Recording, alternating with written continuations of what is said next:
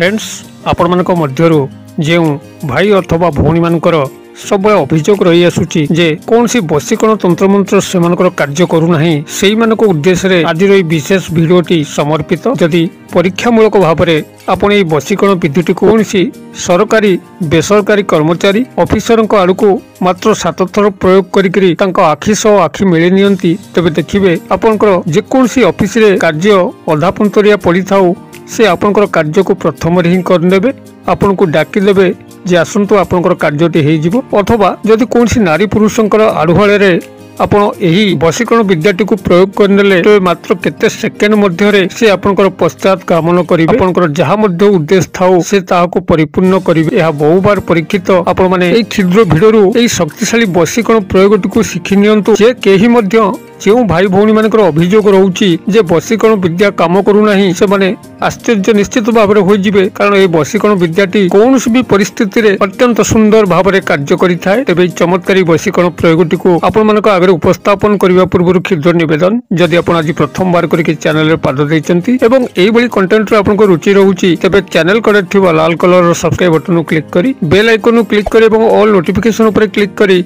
Channel को subscribe कर जो जिते आपण सेवार यही तंत्र मंत्र भिड अपलोड करूँ तार सर्वप्रथम नोटिफिकेशन आपण पाखे पहुंचो एवं से सब को आपण सर्वदा देखिकी किसी ज्ञान आहरण करेंगे तबे फ्रेंड्स एवं नजर पकेबा शक्तिशाली बसीकरण प्रयोग जहाँ कि जेकोसी व्यक्ति अत्यंत सहजरे संपादन करिपरिबो तेबे जो अभियोग आपण मानक रही आसुअछि जे बसीकरण तंत्र मंत्र आपनकर कार्य करूना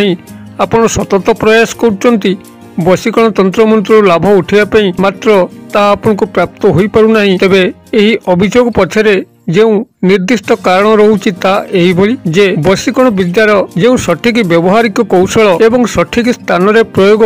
ताको अधिकांश भाई एवं भौणी माने जानि नाहंती भूल स्थान रे प्रयोग करि बसचंती भूल भाल व्यवहारिक कौशल को जानिचंती जोथि पई का तांकर बसीकरण विद्याटी काम करू नाही भूल स्थान कहिले जदि आपनकर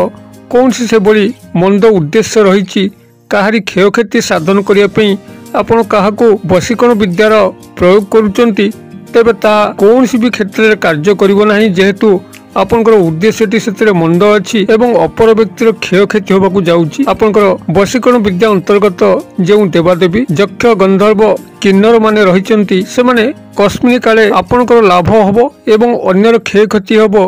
एभली सेही दिव्य अदृश्य शक्ति माने चाहिबे नाही और तेबे सेमानकू नेइकरी आपन जदि एभली मंद उद्देश्य जनित कौन सी बसीकरण विद्यार प्रयोग करी बसंती ताद्वारा आपन किभली सफल होई परिबे बरं जदि आपन माने याकू सठिक स्थान रे व्यवहार करते जेभली कि जदि कौन सी परिवार रो सदस्य आपनकर विपथगामी होउची कुसंगरे पड़िकरी कौन सी परकिया प्रीति रे शामिल अछि निजर परिवार को चाहुनी एवं से बली कौन सी प्रेम प्रणय जनित व्यभिचार रे लिप्त अछि जहा कि तार जीवन प्रति विपद अछि तार जीवन क्षयक्षति आड़ू गति करुच्ची सामाजिक स्थिति तार बिगड़ी जाउची एभली क्षेत्र रे आपन ताको एई बसीकरण विद्यार सहायता नेले से तार पूर्व स्थिति को फेरी आसी पारिकरी तार जीवन रो उन्नति हे परिबो तार जीवन रो कल्याण घटिबो एभली कल्याणकर कार्य यही बसीकरण विद्या गुड़िक अत्यंत सफलतार सहित कार्य करिथाय अथवा जदि कोनसी स्वामी स्त्री मानक मध्यरे कोनसी तृतीय व्यक्ति प्रवेश करिकरी तांकर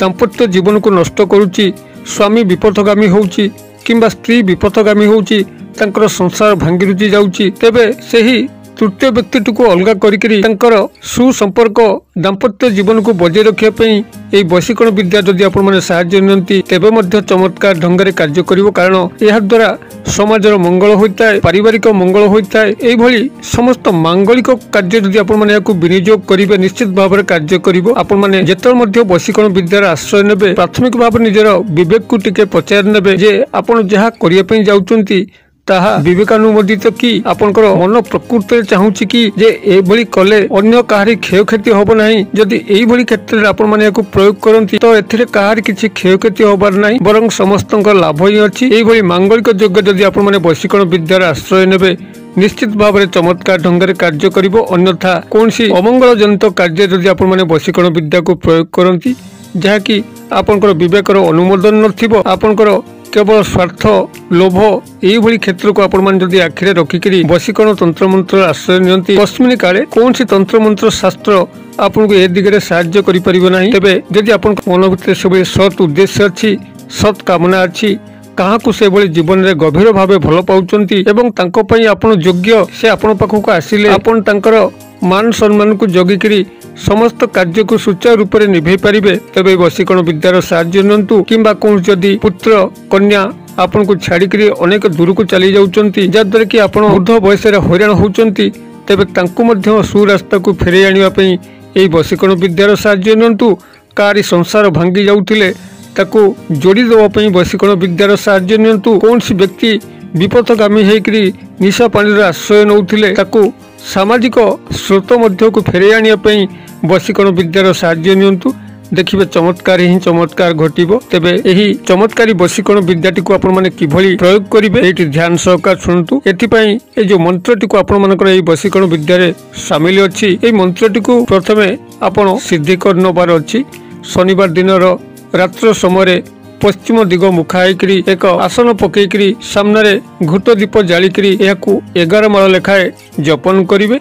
ଏବଂ ଯେତେବେଳେ ଆପଣଙ୍କର କ୍ରମାଗତ ଭାବରେ ଶନି ରବି ସୋମ ମଙ୍ଗଳ ବୁଧ ଗୁରୁ ଏଇଭଳି 11 ଦିନ କମ୍ପ୍ଲିଟ୍ ହେଉଛି ଏବଂ ଦୈନିକ 11 ମାଳକୁ ଜପନ କରୁଛନ୍ତି, 11 ଦିନ ପରିସମାପ୍ତି ପରେ ଆପଣଙ୍କର এই ମନ୍ତ୍ରଟି ସିଦ୍ଧ ହୋଇଯିବ ଏବଂ ଯେତେବେଳେ ଆପଣମାନେ କାହାକୁ ଏହାକୁ ପ୍ରୟୋଗ କରିବେ କୌଣସି ଅଫିସ କର୍ମଚାରୀ ମହଲ ହଉ ଯେଉଁଠିକି ଆପଣଙ୍କର କୌଣସି ବିଶେଷ କାର୍ଯ୍ୟ ଅଛି, ଅଫିସର ଜଣକ ଲାଞ୍ଚୁଆ ଆପଣଙ୍କ କଥା ଶୁଣୁନାହାନ୍ତି, ତେବେ ତାଙ୍କର ସାମ୍ନାରେ ଯାଇକରି ଏହି ମନ୍ତ୍ରଟିକୁ 7 ଥର ଉଚ୍ଚାରଣ କରିକିରି ତାଙ୍କ ଆଖି ସହ ଆଖି ଥରେ ମିଳେଇ ନିଅନ୍ତୁ। ଦେଖିବେ ଆପଣଙ୍କର କାର୍ଯ୍ୟଟି ପ୍ରଥମରେ ହେଇଯିବ। ଅଥବା ଯଦି କୌଣସି ନାରୀ ପୁରୁଷଙ୍କୁ ଆପଣଙ୍କର ବଶ୍ୟତା ସ୍ୱୀକାର କରିବା ପାଇଁ ଚାହାନ୍ତି କୌଣସି ମଙ୍ଗଳକର କ୍ଷେତ୍ରରେ, ତେବେ ଭୂମି ଉପରୁ କିଛି ମାଟି ଉଠାଇ ଆଣିବେ। ସେ ମାଟିକୁ ଆପଣଙ୍କର ଏହି ମନ୍ତ୍ରକୁ 7 ଥର ପଡ଼ିକିରି 7 ଥର ଫୁଙ୍କିକିରି ତାଙ୍କ ଅଜାଣତରେ ତାଙ୍କର ମଥା ଉପରେ କେବଳ ଏହି ମାଟିଟିକୁ ପକାଇଦେବେ। ଦେଖିବେ ଚମତ୍କାର ସେହି ମୁହୂର୍ତ୍ତରେ ଘଟିବ। ତାଙ୍କର ସମ୍ପୂର୍ଣ୍ଣ କାୟାକଳ୍ପ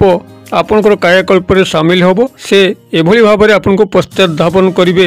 ଏଭଳି ଭାବରେ ଆପଣଙ୍କର ବୋଲ ମାନି ଚାଲିବେ। ଆପଣ ତାଙ୍କୁ ଉଠ କହିଲେ ଉଠିବେ, ବସ କହିଲେ ବସିବେ। ତେବେ ଯାହା ମୁଁ କହିଲି ପ୍ରଥମେ ଆପଣମାନେ ଏହି ମନ୍ତ୍ରଟିକୁ ଦୈନିକ 11 ମାଳ ଲେଖା ଯେକୌଣସି ଶନିବାର ଠାରୁ ଆରମ୍ଭ କରିକି କ୍ରମାଗତ ଗଣି ଗଣିକରି 11 ଦିନ ପର୍ଯ୍ୟନ୍ତ 11 ମାଳ ଏହାକୁ ଜପନ କଲେ ଏହାର ସିଦ୍ଧ ପ୍ରାପ୍ତି ହେଇଯିବ। ତେବେ 11 ମାଳ କହିଲେ ବହୁତ ଦର୍ଶକ ବୁଝିପାରୁନଥିବେ, ଗୋଟେ ମାଳ ଆପଣଙ୍କର 108 ଥର 11 ମାଳ ତଦନୁଯାୟୀ ହବ। ମନ୍ତ୍ରଟିକୁ ମୁଁ ଏଠି ଆପଣମାନଙ୍କର କଲ୍ୟାଣାର୍ଥେ ସେୟାର କରୁଛି, କାଗଜ କଲମେ ଟିପି ନିଅନ୍ତୁ, ଯାହାଦ୍ୱାରା କି ଏହି ଚମତ୍କାରୀ ବଶୀକରଣ ମନ୍ତ୍ରର ସାହାଯ୍ୟ ଆପଣମାନେ ଅତ୍ୟନ୍ତ ସୁଚାରୁ ରୂପରେ ନେଇକରି ଯାହାକୁ ମଧ୍ୟ ଚାହିଁବେ ଆପଣ ଏହି ବଶୀକରଣ ବିଦ୍ୟାରେ ସାମିଲ କରିକିରି ଆପଣ ନିଜର ବ୍ୟକ୍ତିଗତ କଲ୍ୟାଣ କରିପାରିବେ, ପାରିବାରିକ କଲ୍ୟାଣ କରିପାରିବେ, ସାମାଜିକ କଲ୍ୟାଣ ମଧ୍ୟ କରିପାରିବେ। ମନ୍ତ୍ରଟି ଆପଣଙ୍କର ଏଇଭଳି ରହିବ, ଓಂ କ୍ରୋମ ଡ୍ରୋମ ଅମୁକସ୍ୟ ମମ ବସ କୁରୁ କୁରୁ ସ୍ୱାହା। ମୁଁ ଆଉ ଥରେ କହିଦେଉଛି, ଓಂ କ୍ରୋମ ଡ୍ରୋମ ଅମୁକସ୍ୟ ମମ ବସ କୁରୁ କୁରୁ ସ୍ୱାହା। ଆପଣ ଯେତେବେଳେ କୌଣସି ବ୍ୟକ୍ତି ଉପରୁ ପ୍ରୟୋଗ କରିବେ ସେତେବେଳେ ଅମୁକସ୍ୟ ସ୍ଥାନରେ ସମ୍ପୃକ୍ତ ବ୍ୟକ୍ତି ବିଶେଷଙ୍କର ନାମ ନେବେ। ତେବେ ଯଦି କୌଣସି ଉପରିସ୍ଥ ଅଫିସର ବା କର୍ମଚାରୀ ମହଲରେ ଆପଣ ତାଙ୍କର ନାମକୁ ଜାଣିନାହାନ୍ତି ତେବେ ସେଠି କୌଣସି ନାମ ଯୋଡ଼ିବାର ଆବଶ୍ୟକ ନାହିଁ। କିମ୍ବା ଆପଣମାନେ ଯେତେବେଳେ ମନ୍ତ୍ରଟିକୁ ସିଦ୍ଧି କରିବେ 11 ଦିନ ପାଇଁ ଆପଣ ସେତେବେଳେ ମଧ୍ୟ କୌଣସି ନାମ ଯୋଡ଼ିବାର ଆବଶ୍ୟକ ନାହିଁ। କେବଳ ଆବଶ୍ୟକ ସ୍ଥଳେ ଯେଉଁଠି ତାଙ୍କର ନାମ ଆପଣଙ୍କୁ ଜଣାଅଛି ସେଇଠି ଅମୁକସ୍ୟ ସ୍ଥାନରେ ଆପଣ ନାମକୁ ଯୋଡ଼ିକରି ପ୍ରୟୋଗ କରିବେ, ଚମତ୍କାର ଦେଖିବେ। ମୁଁ ଆଶା କରେ ଦର୍ଶକ ବନ୍ଧୁ ଭିଡ଼ିଓଟି ନିଶ୍ଚିତ ଭାବରେ ଆପଣଙ୍କର ବୋଧଗମ୍ୟ ହେଉଥିବ, ଭଲ ମଧ୍ୟ ଲାଗୁଥିବ। ଯଦି ଭିଡ଼ିଓର ବାର୍ତ୍ତା ଆପଣଙ୍କୁ ପସନ୍ଦ କରୁଥାଏ ତେବେ ଭିଡ଼ିଓକୁ ନିଶ୍ଚିତ ଭାବରେ ଗୋଟେ ଲାଇକ୍ କରନ୍ତୁ, ସାଙ୍ଗସାଥି ମହଲରେ ସେୟାର କରନ୍ତୁ, ଯାହାଦ୍ୱାରା କି ଏହା ସମସ୍ତଙ୍କ ପାଖରେ ପହଞ୍ଚିକରି ସମସ୍ତଙ୍କର କଲ୍ୟାଣ କରିବ, ଆପଣଙ୍କର ମଧ୍ୟ ସ୍ୱୟଂ କଲ୍ୟାଣ ସଂଗଠିତ ହେବ ଭିଡ଼ିଓର କ୍ଷୁଦ୍ର ପରିସର ମଧ୍ୟରୁ। ମୋତେ ଏଇଠି ବିଦାୟ ଦିଅନ୍ତୁ, ପୁଣି ଆପଣମାନଙ୍କ ସହ ଦେଖା ହେବ ଏଇଭଳି ଏକ ଶିକ୍ଷଣୀୟ ଭିଡ଼ିଓରେ। ସେ ପର୍ଯ୍ୟନ୍ତ ଦର୍ଶକ ବନ୍ଧୁ ଆପଣମାନେ ସମସ୍ତେ ମଙ୍ଗଳମୟଙ୍କ କୃପାରୁ ଭଲରେ ଥାନ୍ତୁ, ରହୁଛି।